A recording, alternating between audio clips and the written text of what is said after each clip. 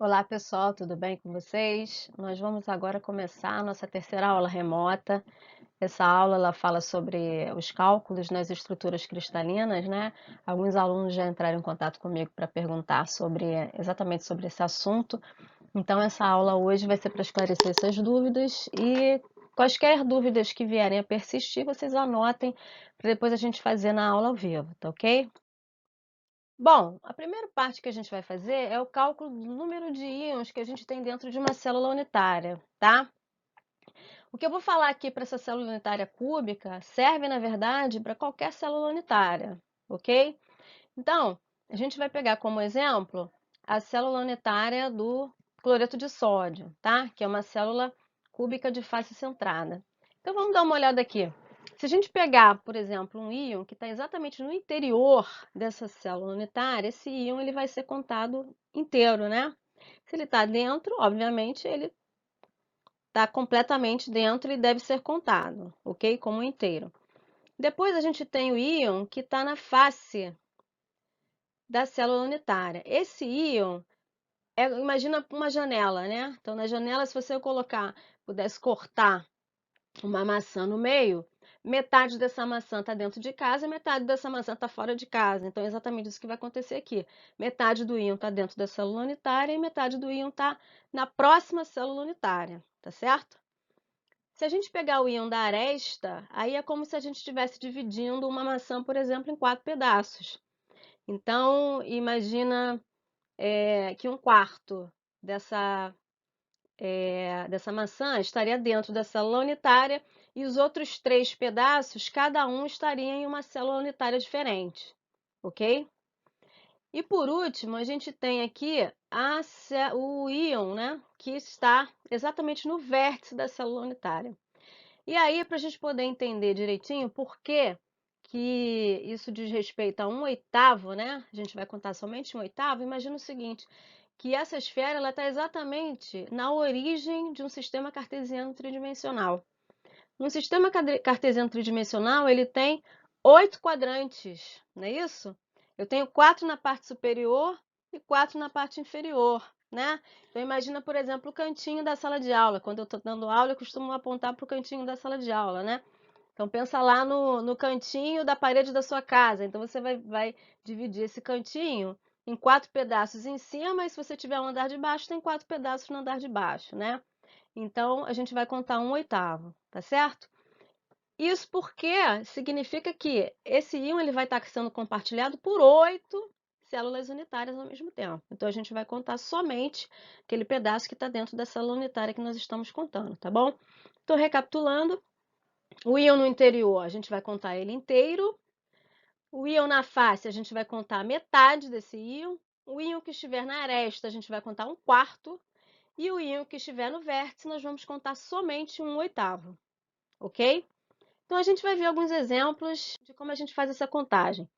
Primeiro exemplo, que eu acho que é o mais simples, é justamente o cloreto de césio, né? Vou usar o exemplo 1. O cloreto de césio, ele tem uma célula unitária bem simples.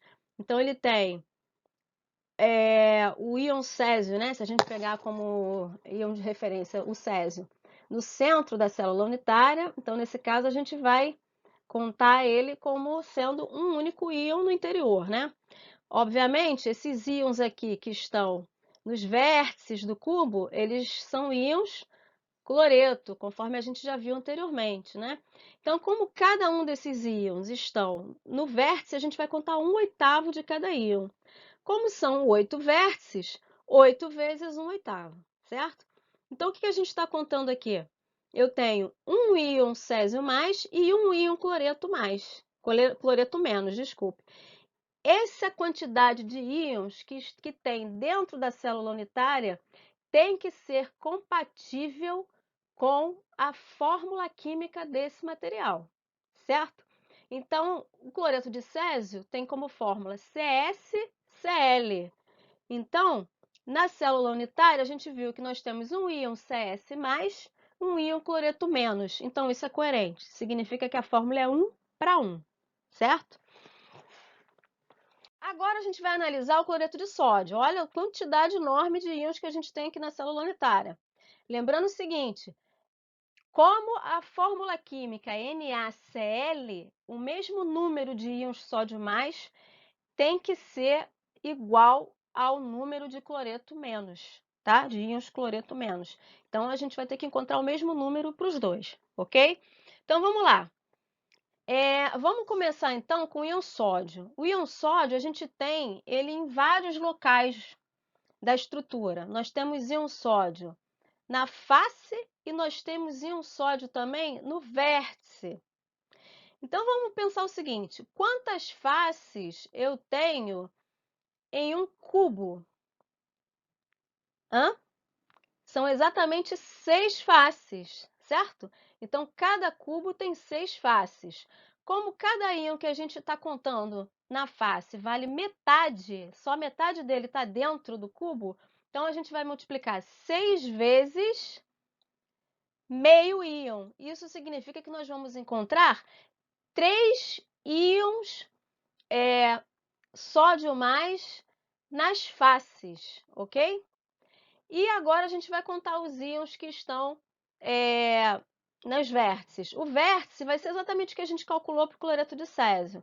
Então, todo cubo tem 8 vértices. Como cada vértice a gente vai contar 1/8, então 8 vezes 1/8, a gente vai contar 1 inteiro, certo? Então, eu tenho 3 mais 1, eu tenho um total de 4 íons sódio nessa estrutura, certo? Então, a gente vai ter que encontrar também 4 íons cloreto nessa estrutura, certo? Isso aí é básico, tá? Nesse caso aqui, a gente também tem 2 lugares onde a gente pode encontrar o íon cloreto. Um, que é bem simples de ver, que é no centro da estrutura, né? Então, a gente vai contar no interior um íon cloreto inteiro. E os outros íons cloreto, eles estão nas arestas do cubo. Quantas arestas a gente tem em um cubo? Se você quiser contar uma por uma, beleza. Mas eu vou dizer para vocês, cada cubo tem 12 arestas. Se em cada aresta eu vou contar 1/4 do íon cloreto, então significa que no total eu tenho 3 íons cloreto que correspondem à presença nas arestas, ok? Então, somando 1 mais 3, eu vou encontrar 4 íons cloreto. Então, percebe? Eu achei 4 íons sódio e estou achando agora 4 íons cloreto. Eu não sei se vocês estão conseguindo ver o número que eu escrevi aqui. Deixa eu ver se escrevendo de branco melhor. Eu acho que melhorou, né? Então, eu tenho 4 íons sódio mais... E eu tenho 4 íons... Ai, que letra horrível. Cloreto menos nessa estrutura, certo? Então, a gente vai para o nosso terceiro exemplo, que é o exemplo da blenda de zinco, tá? Lembra a fórmula da blenda de zinco? A blenda de zinco é o ZnS, né? O ZnS também, a proporção é 1/1 entre o cátion e o ânion. Então, significa que também a gente vai ter que encontrar o mesmo número de cátions e de ânions nessa estrutura, certo? Então, vamos lá. Aqui é muito mais fácil da gente observar, porque, olha só, os 4 íons, deixa eu mudar de cor, os 4 íons zinco, eles estão exatamente dentro da estrutura, né? Dentro da estrutura da blenda de zinco, certo? Então, a gente vai contar exatamente os 4 inteiros, né? Já os íons sulfeto, a gente vai ter íons sulfeto nos vértices e íons sulfetos na face. E aqui o cálculo é idêntico ao que a gente fez anteriormente, no caso do cloreto de sódio, né? Então, a gente vai contar 6 vezes a face vezes meio, que vai dar 3 íons enxofre 2-, e 8 vezes 1/8, que corresponde aos vértices. Ou seja, a gente vai encontrar um íon enxofre correspondente aos vértices, tá?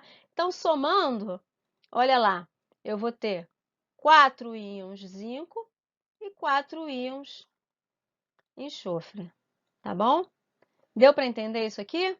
Então, é só a gente usar as regras que eu acabei de citar, entendeu? Que vocês não vão ter dificuldade de poder calcular o número de íons que a gente tem. Então, lembrando, o íon dentro da estrutura vale 1 inteiro, o íon no vértice da estrutura vale 1/8, o íon na face da estrutura vale metade e o íon na aresta da estrutura vai valer 1/4, ok? Então, beleza, galera. Continuando lá, nossa aula, né? Sobre os cálculos. Essa parte aqui, que é a parte do cálculo da densidade da estrutura, eu queria que vocês prestassem bastante atenção, porque eu passei um exercício, 2 exercícios, né? Logo no início, sobre esse assunto, né? E os exercícios, na verdade, eu pedi para vocês calcularem a densidade, mas de um metal. Quando a gente faz o cálculo da densidade de um metal, a gente vai fazer um cálculo ligeiramente diferente do que quando a gente faz o cálculo para uma estrutura de um composto, certo? E vou explicar por quê. Na estrutura metálica, todas as esferas, todos os metais, eles são iguais, idênticos, tá? Então, o que a gente vai fazer aqui, para a gente poder calcular a densidade, é determinar o número total de átomos. Nesse caso, são átomos neutros na célula unitária, certo? E a estrutura que a gente vai observar é a mais simples possível. Porque se você reparar, aqui eu tenho a estrutura metálica do cálcio. Se vocês vão ver que essa estrutura, ela é cúbica de face centrada, né? Olha aqui. Só que a estrutura cúbica de face centrada de um metal, ela é muito mais simples do que a estrutura cúbica de face centrada de um composto iônico. E eu vou mostrar para vocês quando a gente for fazer o cálculo para o NaCl. Então, presta atenção, tá? Porque se você entender essa diferença, vocês vão conseguir fazer esse cálculo com muito mais facilidade, tá? Então, primeiro vamos fazer o cálculo da estrutura, cálculo da densidade da estrutura metálica do cálcio, tá? Repara o seguinte. Essa estrutura, eu vou dar uma olhadinha aqui na de cima, que eu acho que é mais fácil da gente observar. Você tem íons no vértice da estrutura e na face da estrutura, tá? Você olha aqui dentro, tá vendo aqui? Você não tem nenhum íon, eu tô chamando de íon, mas não é íon. Você não tem nenhum átomo dentro da estrutura cúbica de face centrada quando se trata de um metal. Então, essa estrutura é muito simples, muito mais simples do que a estrutura do NaCl. Porque, na verdade, ela é uma estrutura simples. A do NaCl é uma estrutura dupla. A estrutura do NaCl é a composição, na verdade, de uma estrutura cúbica de face centrada do sódio acoplada com a estrutura cúbica de face centrada do cloreto. Então, por isso a estrutura fica maior, tá? Então, por isso a gente vai ter que prestar atenção na forma como a gente faz esse cálculo, tá certo? Então, vamos lá. Ó, para a gente calcular a densidade, a gente faz exatamente da forma como a gente calcula a densidade para qualquer objeto e qualquer substância química. A definição de densidade é a massa dividido pelo volume. Essa densidade a gente pode calcular de forma convencional, ou seja, posso calcular usando o sistema MKS, aí nesse caso vai ser em quilos, desculpa, vai ser em quilos por metro cúbico, certo? Quilos por metro cúbico. Ou a gente pode calcular usando a unidade que a gente costuma usar em química no dia a dia, que é centímetro, ai, gente, desculpa, que é grama por centímetro cúbico. Desculpa a minha enrolação, tá? Então, no sistema que a gente usa no laboratório, é grama por centímetro cúbico, que é a mesma coisa que grama por mililitros, tá? Só que como a gente está trabalhando com material sólido, a gente vai usar grama por centímetro cúbico, tá certo? Então, vamos lá. Como é que a gente faz para calcular a massa que eu tenho dentro da estrutura da célula unitária? Primeiro, eu tenho que saber quantos íons eu tenho que ter dessa célula unitária e tenho que multiplicar pela massa molar daquele metal, certo? Então, é isso que a gente está aqui no numerador, tá certo? Ó, N é o número de átomos da célula unitária, ou seja, o que a gente acabou de ver como calcula, né? E a massa atômica do metal, tá? Então, se você para o cálcio, você vai lá na tabela periódica, você se eu não me engano, a massa do cálcio é em torno de 40. Não tô, acho que sim, acho que é em torno de 40, mais ou menos, 40 gramas por mol, tá? Agora, o número de átomos da célula unitária, como é que a gente vai calcular? A gente vai fazer 6 vezes metade da face, não é isso? Isso aí dá quanto? 6 vezes meio dá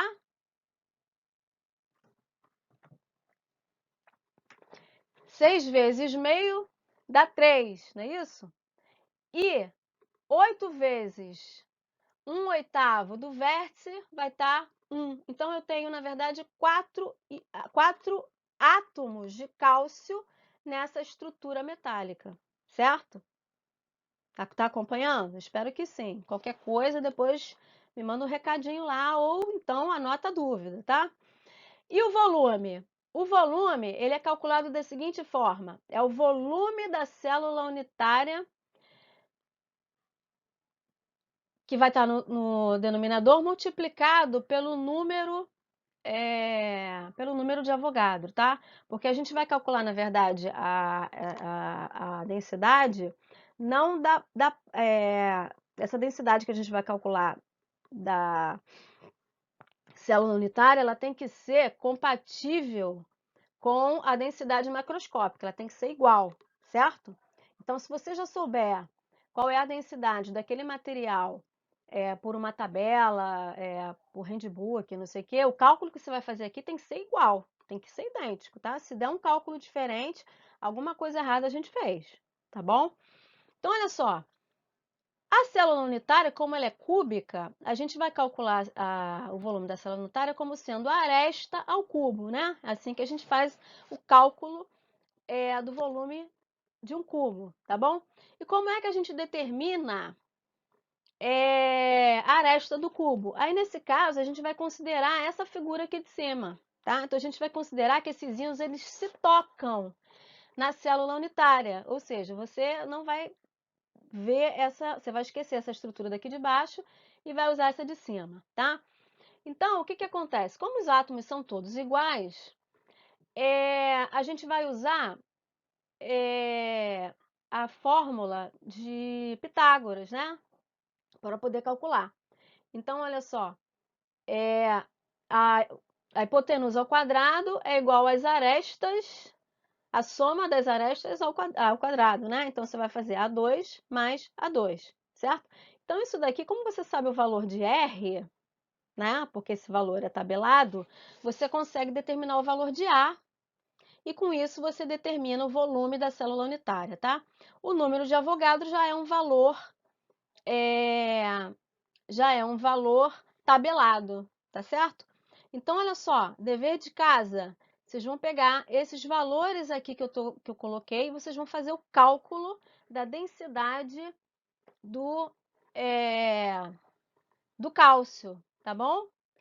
Agora, preste atenção no seguinte, uma coisa que a gente tem que prestar atenção é nas unidades, tá? Porque, olha só, o número de Avogadro é um número, né? Número de átomos por mol. Vocês vão ver, eu vou depois colocar lá o valor do R, né? Do raio do cálcio. Esse raio normalmente é dado em picômetros. Um picômetro equivale a 10 elevado a menos 12 metros. Então, quando você for calcular o volume da célula unitária, presta atenção nisso, tá bom? O que seria o ideal de você fazer? Pegar o valor em picômetros e passar, por exemplo, para centímetros, né? E aí, como você já tem o valor da massa molar em gramas, você no final vai obter o valor da sua densidade em gramas por centímetro cúbico, tá certo? Então, experimenta fazer esse cálculo aí, tá? E manda a resposta para mim, pode ser por WhatsApp, pode ser, ou então, faz o seguinte, procura no Google, né, o valor da densidade do cálcio e compara com o cálculo que você fez. Se der certo, se derem os dois valores iguais, você já sabe que você fez o seu raciocínio corretamente. Se o valor der diferente, aí você me dá um toque para a gente ver onde foi que você errou, tá? E depois eu vou colocar direitinho o cálculo aí do ladinho para vocês poderem conferir, tá certo? De qualquer forma, eu também vou botar as respostas, não as respostas, né? O gabarito daquele outro material que vocês me entregaram, tá? Eu não olhei ainda, mas essa semana eu vou pegar e vou olhar trabalho por trabalho. Eu vi que muita gente me mandou. Eu vou olhar trabalho por trabalho e se eu tiver alguma... vou anotar algo que eu achar interessante para comentar com vocês e aí vou mandar para vocês os comentários dos trabalhos que vocês fizeram, tá? Então, continuando, gente. Agora, para a gente falar, para a gente terminar, né? Vamos ver então o cálculo da densidade do sólido iônico, né? Então, olha só, gente. Aqui eu coloquei a figura justamente para vocês perceberem a diferença e ver como é mais complexa que a figura, que a célula unitária do cálcio metálico, né? Olha só, na verdade, como eu falei para vocês, isso daqui, a célula unitária do cloreto de sódio, são duas células unitárias acopladas umas às outras, uma à outra, né? Para formar a célula unitária completa. Então, você tem a célula de face centrada do sódio e a de face centrada do cloreto, e os dois então se interligam e formam uma célula unitária completa, que é a célula unitária do composto completo, tá? Por isso que ela tem tantos mais átomos, íons, né, na estrutura, tá certo? E aí repara que essa estrutura aqui, além de você ter o íon na face, você também tem o íon no interior, tá bom? Isso aqui não tem nenhum erro, é simplesmente porque aqui a gente tem um composto químico, mas é a mesma estrutura cúbica de face centrada, tá certo? Beleza, pessoal? Então vamos lá. Nesse caso aqui, a gente tem uma pequena diferença algumas diferenças para poder fazer o cálculo da densidade, tá? A densidade, como eu falei, a gente vai calcular do mesmo jeito, massa sobre volume, tá bom? Ideal é a gente calcular a massa em grama por centímetro cúbico, como eu falei, mas pode calcular em quilo por metro cúbico para poder seguir o sistema MKS, que é o mesmo sistema internacional, tá bom? Mas olha só, primeiro, o N ele é diferente em relação ao N no caso dos compostos metálicos, tá? Nos compostos metálicos, você vai contar exatamente o número de átomos dentro da estrutura. Quando você tem um composto iônico, o N não corresponde ao número de átomos, corresponde ao número de fórmulas químicas dentro da estrutura, do jeito que está aqui. É o número de fórmulas. Por que que é o número de fórmulas? Porque você vai multiplicar a fórmula pela massa molar desse composto químico. Se você botar o número de íons total, que nesse caso aqui vai ser 8, você vai estar multiplicando, você está dizendo que você tem 8 fórmulas daquele material dentro da célula unitária, o que não é verdade, tá?